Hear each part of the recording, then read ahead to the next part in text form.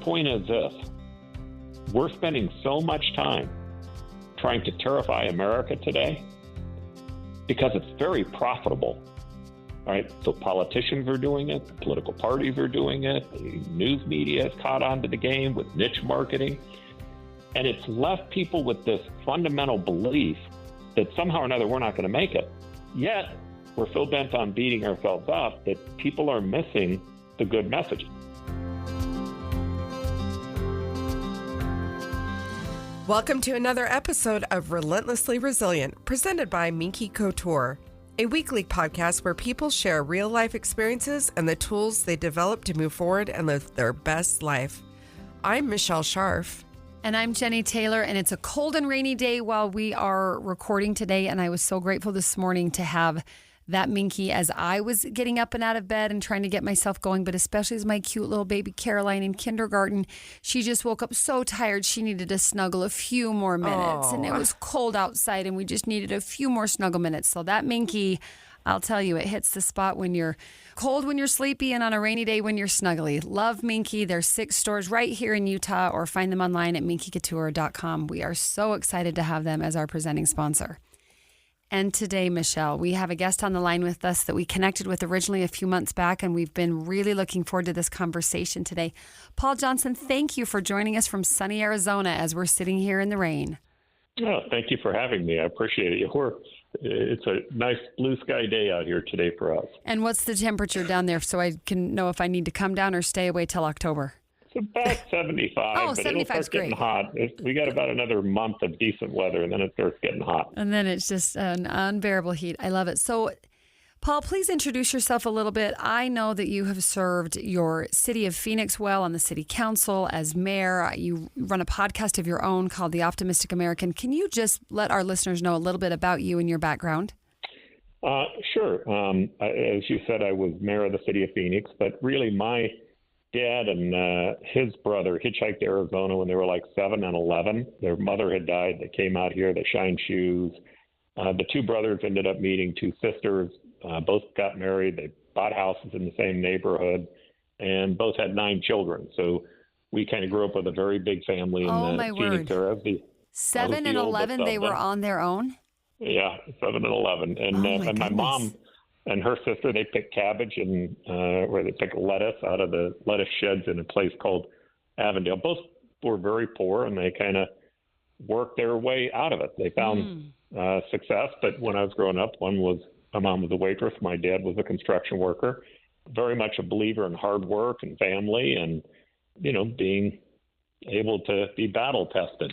Well, that my dad would always say. I love that. I mean, that sounds like the very definition of the American dream, right? To start with whatever you start with and make it something beautiful through hard work and just innovation and being scrappy.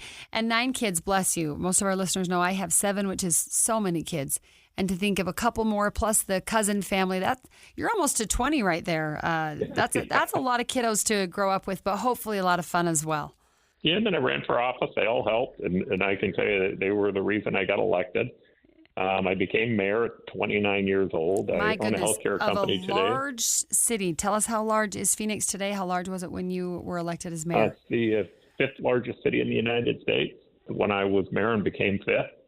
But, Wow. It's a lot like Utah. It's hard to explain this when you're talking to East Coast mayors. So I used to have to meet with all the big city mayors, Mayor Daley and out of Chicago, and Dinkins out of New York, and Bradley out of Los Angeles, which kind of dates me, tell you how long ago I was there. But also the other really big cities in our country. Yeah, and so they would always sit around and tell these amazing stories. I remember this one year, Daley's talking about somebody driving a tractor into a building and flooding all the buildings in downtown Chicago, and Dinkins was talking about the snowstorm that had shut down the entire city, and Pena talked about the garbage strike going on actually in his city, and then Bradley talked about the obvious riots.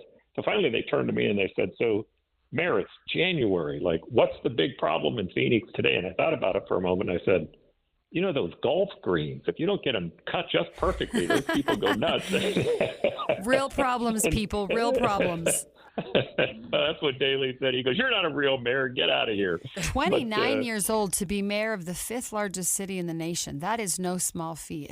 Hats off to you and that whole family of yours that helped run that campaign. That's impressive. Oh, it's all the voters, right? Gosh, they gave me just an amazing opportunity to learn and understand my community in a unique way. I feel like I will owe them a debt of gratitude all my life. Oh, what a beautiful way to look at it. Well, we're here today and just grateful to have you on the Relentlessly Resilient podcast show. And we always start with one big question that we can't wait to hear you answer. So just tell us, Paul, what does resilience mean to you? Well, obviously the word means our ability to withstand friction or pressure or, all the things that life might throw at us. And life does throw a lot of challenges our way on a constant basis. I believe that the way that, that you have to deal with it, you have to make certain that when you're thinking about yourself, you have to feed it. You have to make certain that we're fed the right types of material that will give us resilience. You then have to exercise it. You need to test it. And then most importantly, you need to stress it. And that I deeply believe in that concept of the strongest steel is forged by the hottest fire. But boy, sometimes being tested by it and stressed by it makes you wonder if you're going to come out the other side. Absolutely. But what I can tell you is that when you're stressed and tested, you come out better. I love that. I love that you've just embraced the fires. So many times people will, I think, look at a task or a trial or even a trauma or tragedy as obviously it's something to be endured, something to be overcome, something heavy, something dark, something, awful. But then to run in and say, hey, look, the only way we're really going to develop true resilience is to test it and to stress it. That those difficult opportunities really are opportunities to become stronger and forge that steel in those hot fires. So I'd love to know, Paul, do you have an experience? I'm sure you have several. Is there a personal experience you can share with us where maybe some of your mettle has been tested in some of those hot fires of life's adversities? I could give you a number of them, but probably the best place for me to start was, to go all the way back. I'm 63 now. I've learned a number of lessons in life. But at 18 years old, again, my parents didn't have any money, but I ended up getting accepted to go to an Ivy League school. I kind of had this whole plan laid out in front of me. And instead, I found out I was going to become a father at 17 years old. So I remember my dad's advice. I said, well, Dad, I'm struggling to figure out what to do. And he said, well, what do you mean you're struggling? What's the struggle? I go, well, Dad, I've got this chance to go to a great school. I wanted to become a lawyer. I wanted to go work on Wall Street. I wanted to come back and maybe run for office one day. I said, I'm trying to figure out what my choices are. He goes, well, it seems to me like there are two choices. I said, okay, well, what do you think there? He says, well, one choice is you stay here and you take care of your family and you figure out a way around that. But you take care of your family, your kids. I go, okay, well, what's my other choice? So your other choice is there's some human being walking around the planet thinks his dad's a piece of crap. Oh, wow. But in any event, I got married and then I went into business right away. And when I went into business, I had a guy who I went out and did a job for him. It was like an $80,000 job. And when I did this job, he kept dragging me out on payment. And as it turns out, he dragged me out long enough that I got beyond my lien rights because I didn't understand what lien rights were. And then he decided not to pay me. Well, I owed money to a bunch of people.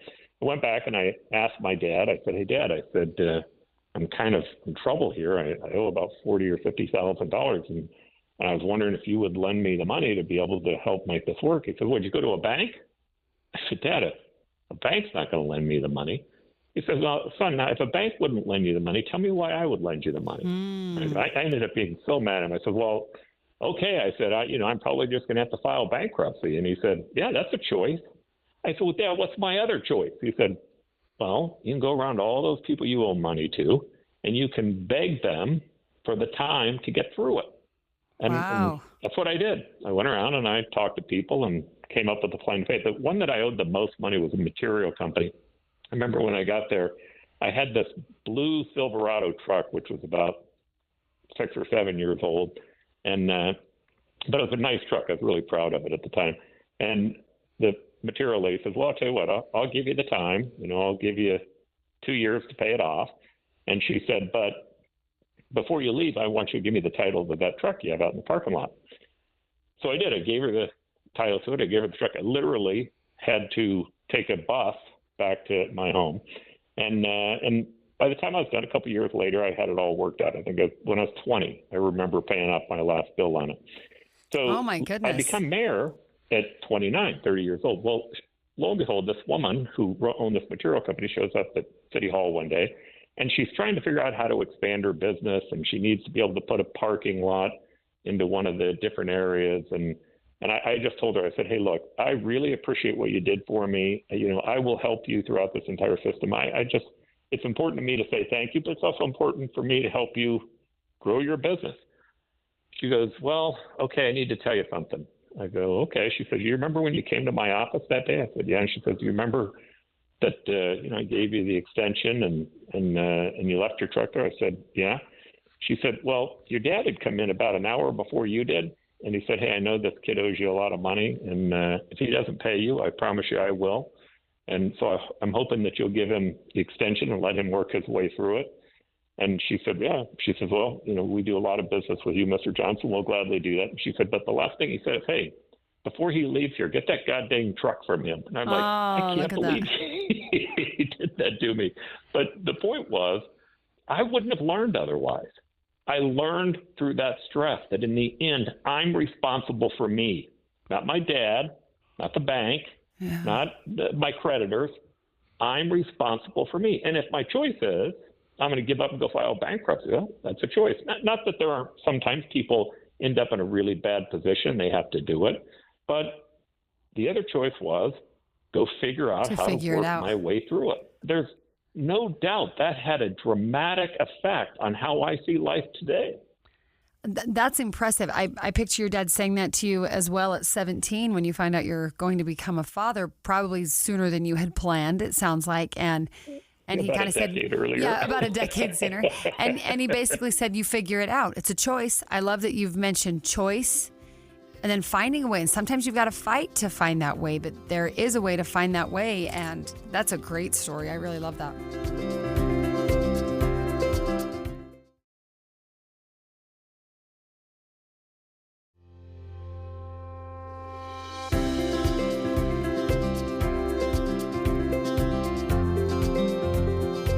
Yeah, so I have 14 grandkids, and one of my granddaughters moved in with me when she was a freshman in high school, and she was having a series of different challenges, and she loved me and wanted to come into my house. I said, absolutely. So she moved in, and my granddaughter is a gay female, and I remember we went to an event one day, and we're at this event, and I have lots of family. Obviously, I just told you about the 20 of them, and one of them was a very conservative Christian, and she comes back and she says, Grandpa, she said, I want you to know that I didn't feel safe while I was there. And she talked about her uncle who was telling her that she was living a wrong life and she was that she wasn't really gay, that was all in her mind, and that she was going to go to hell. She went through this whole thing. And so she says, so I never want to go there again. I go, well, that doesn't work if you live with me. And she said, well, Grandpa, I ought to feel safe. I go, that's not my job. It's not my job to make you feel safe. It's my job to make you stronger. And she says, well, Grandpa, do you think I'm gay? I go, how would I know? I don't have the foggiest clue. That's something inside you. But here's what I do know. You have to learn in life to work with people who won't agree with you, who don't see things the way that you see them. And if you can figure out how to work with them, you're going to be stronger. We're going to go back over there next weekend. You're going to go with me if you want to keep living at my house, and you're going to figure out how to have a relationship with him. And I've kind of coached her through it. Go talk to him. Talk to him about why he feels that way. And I said, when you get all done, just let him know how much you love him. And they've built a strong relationship since then. Interesting. The point is, we put way too much of a focus on creating safety for our children, creating safety for the people around us. And it's not that people shouldn't be safe, especially physically, but it is, you cannot get strong if you're constantly putting your arms around them and not forcing them to deal with the real challenges that exist in the real world. And that includes paying their own consequence when they decide not to. Yeah, interesting. I just had a situation where my son came home from yesterday at lunchtime, and he's like, Mom, I just got to talk to you. I'm so unhappy at my job. And he's like, they called me into the office and they told me these things. And, the more I think about it, just the more angry I get. They hired me under these agreements, and they hired me with this promises, and they haven't kept anything. And I haven't broken any of the rules. They didn't write me up, but they're basically telling me that they're unhappy with me, and I haven't done anything wrong. And he goes, I think I'm just going to quit. And I said, what is that going to do for you? Yeah. Why don't you just man up and go into that office and sit down with that manager that hired you man to man and say, hey, when you hired me, this was the agreement that you made, and you haven't kept any of your agreements with me. And yesterday you called me into your office to have complaints about things that other people said I did or didn't do or whatever, none of which were founded in any fact. So I'm not happy, and I'm not feeling satisfied in this job or appreciated. And I've done more than what I signed on to do, and you haven't kept any of your agreements with me. I said, if you do at least that, number one, they might own up to their part of what they let you down. Number two, if you decide not to work there, at least you were honest and you let them know that they didn't keep their word. Right. I'm like, it doesn't serve you or them to just walk out. And without saying, yeah, exactly. And after talking, and at first his fear came up, and I said, I understand that you're feeling like tension and stress about this, but look at all of the stress and tension that is built up overnight over the way they treated you. You deserve to stand up for yourself. And whether you walk out or not, you will feel better about yourself because you kept your word and you held them to their accountability. Right. Absolutely. And so I think that is important. And I think that that's a missing piece. And, I had to leave the house before we were really quite done talking. But he said, Mom, let me give you a big hug. And he's like, I feel so much better. and beautiful. I think that's what you're saying, right? Like we have to be willing to have the hard conversations. We might have people that don't agree with us. And, the reality is none of us agree with each other all the time anyway. Right. And so we need to kind of get over that we have this, especially politically right now, we are such in a huge divide in this country where we are unwilling to hear other people out on why they may feel or think differently than we do. And it's not serving us. Your family made an incredible sacrifice for what I call the cause, right? And I call it the cause because I loved, if you go all the way back in history during the period of time when we were forming a country, one of the things that was said was that the cause of the United States is the great cause of all mankind. And what they meant by that when they were saying it was that we were building the society on this very unique concept that said that we hold these truths. And by the way, that's important. Truth, meaning we believe there are some truths that are universal. They're not selective, they're universal, that all men are created equal. Now that became the foundational, the moral high ground that our Constitution was based on. It was in the Declaration of Independence, but it still was the ideal that we were trying to reach. Well, what that means is that we were empowering individuals. If you go back, you think about I don't like to go too deep into religion, but there's no doubt that Christian Judeo values had an effect on who we are today. So if you think about, just for a moment, Martin Luther. When Martin Luther, he was obviously a Protestant who, not at the time, he was Catholic, but he was struggling with this idea of whether or not you could actually pay for sins, whether you could buy your way out of it. And he came to this conclusion where he said, hey, what really is happening is it is a binary choice for us to accept God or not accept God. And that binary choice that we created, it's totally up to us. But that God sees each of us as an individual, and he leaves that choice to us. Now, over time, the Catholic Church, even though he broke off, the Great Reformation happened, the Catholic Church reformed as well. But the point that I'm trying to get to here is No Martin Luther, no Reformation. No Reformation, no individualism. Because later, people began to say, well, wait a minute. If God owes each one of us the right to be an individual, then so does government. Government has to give us that same dignity. And that evolved into those words that we were just talking about a moment ago in the Declaration of Independence. Now, if you are going to create a society of individuals, there are a couple of things that are important. The first one is quit identifying people based upon the group that they're in, the Trumper or the anti-Trumper, the Republican or the Democrat or the black or the white or the Hispanic. Stop that.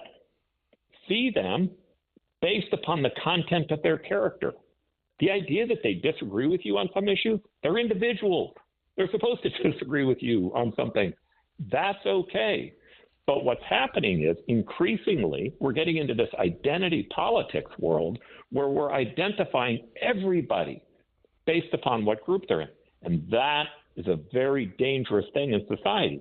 Now, if you want to work on it, start with working on yourself, right? Here are the things that are important in being an individual. If you believe in an individualistic society, first and foremost, be careful what you're watching and listening to, right? If you're watching and listening to anything that tries to convince you you're a victim and somebody else is an oppressor, you are headed down the wrong road. You cannot fix your problems if you think you're a victim. It's not possible. Right. And more importantly, once you're a victim, you give away your self-agency to someone else that you now believe can fix it for you. And there are all types of dark triad personality types who know that and will utilize that to take it away from you. Second thing, you have to be accountable for yourself. That's a key in this. You know, what happens with ideology is that we're able to shift the evil that each one of us have good in us and each one of us have evil in us, but it gives us the ability to shift that evil over to another group. And so the Nazis were able to shift it over to Jews. The communists in Russia, they were able to shift it over to property owners or the kulaks who own ground. And all of those gave them an ability to objectify the other person and then do horrendous things to them. You have to be accountable for yourself and to recognize that you have faults just like everyone else does. The third thing is you need a sense of purpose. You need a sense of mission. And you find a sense of purpose. I love Viktor Frankl, but he told us in his book, you find it from, number one, who and what you love. You find it from what you create. You find it from service, and you can actually find it in struggle. The reason that we've created this society, which, by the way, is the greatest superpower in the history of the planet, which, by the way, has done more to advance human progress than anyone at any other time in history. It's amazing what we've been able to accomplish and what we've been able to pull out. But it's only because of this very simple concept. A long time ago, as many great things as our government has done, a long time ago, our government, the people who were creating our government, decided to empower the individual over themselves. That concept will not survive in a world where we don't recognize the important role that we have to play in that, the need to be resilient, the need to have agency, the need to have accountability. So for me, that is the reason that many of our young men and women have made sacrifices for over 2 centuries. It's because of the great cause, not just of the U.S., the great cause of mankind. Yeah, I love that. You've said so many amazing things about agency and accountability and not getting lost in that victim mentality because it doesn't take us anywhere. We talk a lot with the concept of resilience. So much of it is acceptance that sometimes life is hard, ugly, difficult, not what I wanted it to be, fill in the blank. And how am I going to, as your dad said, figure it out? What'll I do to figure it out? I'm loving what you're sharing with us. I'd love for you to tell us, how long were you mayor for, and how did you go from what you were serving in politics and your business and things to this new podcast venture you have? Can you walk us through that path a little bit, the years in between?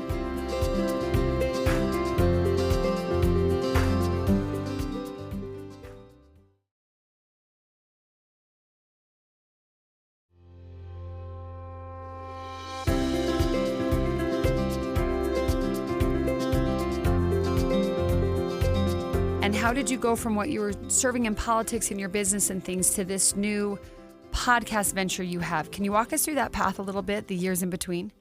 Sure. So I was in office for about 8 years. I went through 2 different election and re-election.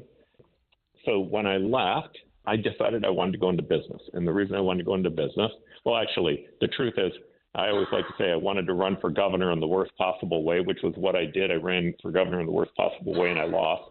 But after that, my thought was, if you think of all the amazing things that we're going to do that are going to move human progress forward, are they going to come from government or business? I mean, this is my bet.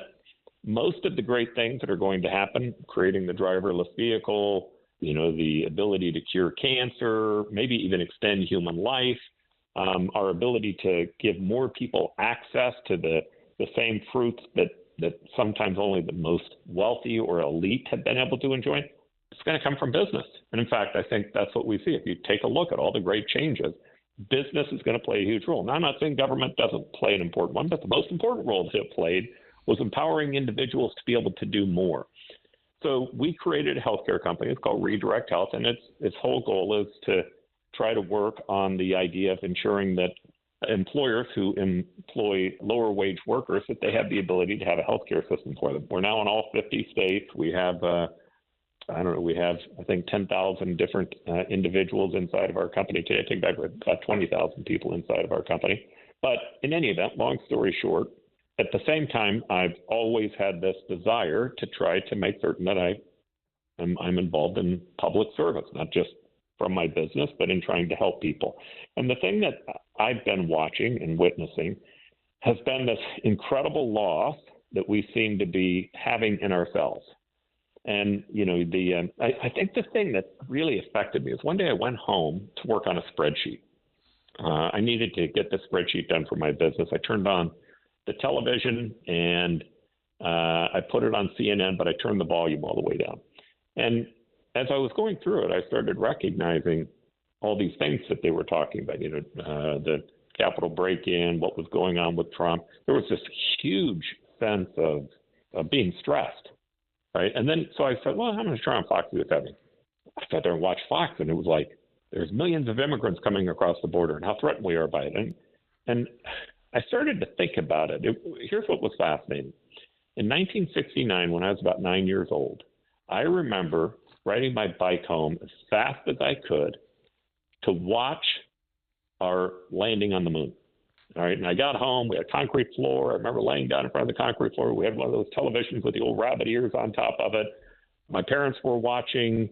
And, it was this amazing moment that when we landed, it pulled the entire country together.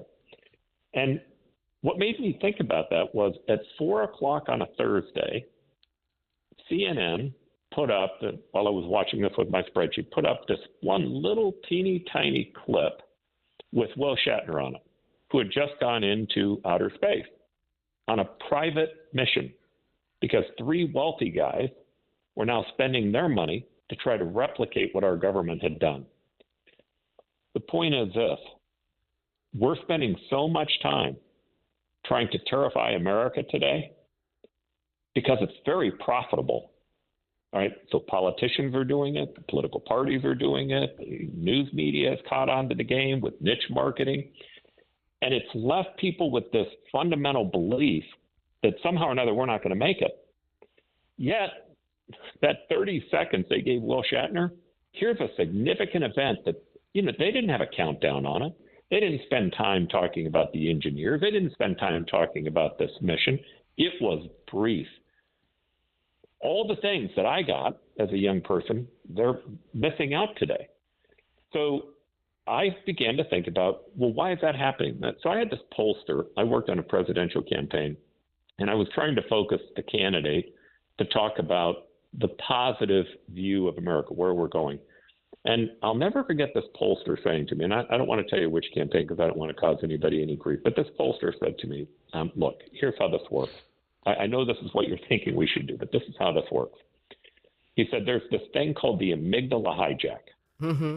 He said, if we can figure out what it is that motivates our base, if we terrify them, the amygdala kicks in, and it overpowers the neocortex, where you have rational thought and love and optimism, and it gets them back down to their core basic feelings. Well, and when the reptilian mind, it goes to the reptilian mind. So you start becoming very reactive instead of thoughtful. Right. And the point was, now, once we get them bought into that, the only thing that we have to do in the general election is to convince the other side convince people in the middle that the people on the other side are worse than us. Now, think about that. Okay, so that has become the strategy. Terrify people. And yet, let's look at the data. Just look at the data. There's nothing like this. You know, the United Nations in 1992, created a contest. They said, okay, so we want to try to utilize the private sector and other means to try to cut poverty in half within 20 years. We accomplished it 5 years early. How? Free markets, free enterprise, property rights, free elections, civil rights, human rights, equal rights. You start combining those things, it's amazing what can begin to happen. It's absolutely amazing.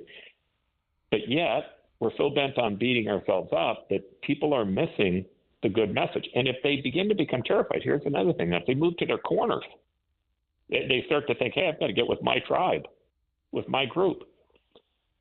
My answer is, you got to watch what you're watching. You just have to recognize there are people who are making a lot. It's very profitable to terrify you. It just is. Yeah. And it's not as profitable to tell people you need resilience. You need to have human agency. You need to recognize how to be responsible for yourself. Yeah. Quit blaming other people. That's not as profitable, but it's important. Yeah, absolutely. You know, there's a theme here, and it's true in every great drama in media. We see it happen in social media, even with like live media, TikTok people, stars, whatever. It's that persecutor, rescuer, victim mentality. It's that drama triangle, right? And what you're talking about and what you've done not only in your campaign and in your business and in the things that it sounds like you've taught your family is instead of persecutor to move to be the challenger, instead of the rescuer, be the coach, instead of the victim, be the creator. I love that. Yeah. This really takes a different mindset, right? It flips that drama triangle on its head. And if we can get out of that reptilian brain and stop just responding and reacting, we can get creative. We can figure out how to face our challenges and how to, create the things that we want to create in our world. Rather than feeling stuck and lost that someone else is in charge of my hope, my happiness, my possibility. Yeah, that's powerful. That is really powerful. Viktor Frankl, he went to Auschwitz. And before he went to Auschwitz, he had spent a tremendous amount of time working on therapy that was designed for people who were attempting suicide. And it was very successful. So he goes into Auschwitz. He said that when you were in the line, they would take 9 people and send them to the left, 9 out of 10 people, and 1 person send them to the right. And he says, I just thought for sure, because I sent my family the other direction than me, that they were going to kill the men and that I was going in that direction. He said, I didn't know for years that they were dead within hours, and that he says, I did know that I was put into slave labor. So the average man who was in this group, he said they lost so much weight. They went from 170, 180 pounds down to 70 or 80 pounds. Very small, frail people who were, again, being forced to work. And he said that what happens is that when you get down that far in weight, that life starts to hang on a very, very thin thread. So like one guy he talked about thought they were going to be saved. I think the date was like March 23rd. I don't know why the date sticks out in my head. But in any event, they thought they were going to be saved on the certain date. And this guy prepared for it, got ready, worked, everything else. He said 5 minutes after midnight on that day, he died. He said because that will to live was lost, and that's the thread they were on. So he created this program with them, and it was, okay, so here's what we're going to do. He says, we're going to go out tonight when we work, and we're going to watch the sunset. And then we're going to come back and talk about it. So when they came back, people were talking about how beautiful it was. They were talking about, I wonder if my family's watching that someplace else. I wonder what other people in the world are doing, if they're living a decent life in this. And it became so important to them that the men would get up and go work all day long just so they could sneak that look at the sunset. It helped them survive. He said that when they take everything away from you, the one thing you have left is your way of viewing the problem, is your way of seeing yourself. And it's an incredible philosophy that definitely works. And if they can do that in that type of an environment, oh my goodness, we ought to be able to do it in this one. I love that you mentioned that, because one of the things I talk about a lot, whether I'm speaking or with my own family or just people that I'm spending time with, if we ever feel discouraged in our capacity to rise above, or if we feel weighed down or just like it's too hard, again, fill in the blank, it's just too hard, go look at the history of this planet. Go look at what people before us have endured. Go look at how much they've been able to rise above, to shine through, to really just overcome. And I just keep coming back to how resilient the human race has always been. Now we get in our head, like you said, if we can make each other angry, if we can make each other feel victimized, we'll trip ourselves. But I really believe our Creator created us with the capacity to rise above. And whenever I forget that and maybe feel a little sorry for myself, all I really need to do is look around me and maybe before me at what other people have endured and conquered and overcome. And I'm invigorated to think, okay, if they could do that, oh my word, if they could do that in that circumstance, surely I can get out of bed today. So I appreciate that story. Just incredible, and incredible how fast the time goes by. So many great stories and lessons you shared with us today. I've taken a lot of notes and watched the clock just speed by with so many wonderful truths and things to hang on to. Well, thank you. Yeah, we really appreciate having you on today. If you've enjoyed what you heard today, remember to subscribe to the podcast so you will be notified of new episodes. We would be so grateful if you would give us a rating and review. If you or someone you know has a story about real life that they or you are willing to share, send us an email at rrpodcast@ksl.com. You can also find us on Facebook at Relentlessly Resilient, on Instagram at Relentlessly Resilient Podcast. Both platforms have a calendar link to set up a time to pitch your story for our show. Reach out. We would love to have you on the show. As always, thanks to our amazing producer, Kellyanne Halverson, to our wonderful sponsor, Miki Couture. And remember, whatever you do today, remember to be kind. You have no idea the struggles other people are dealing with in their lives. Have a great day, everybody.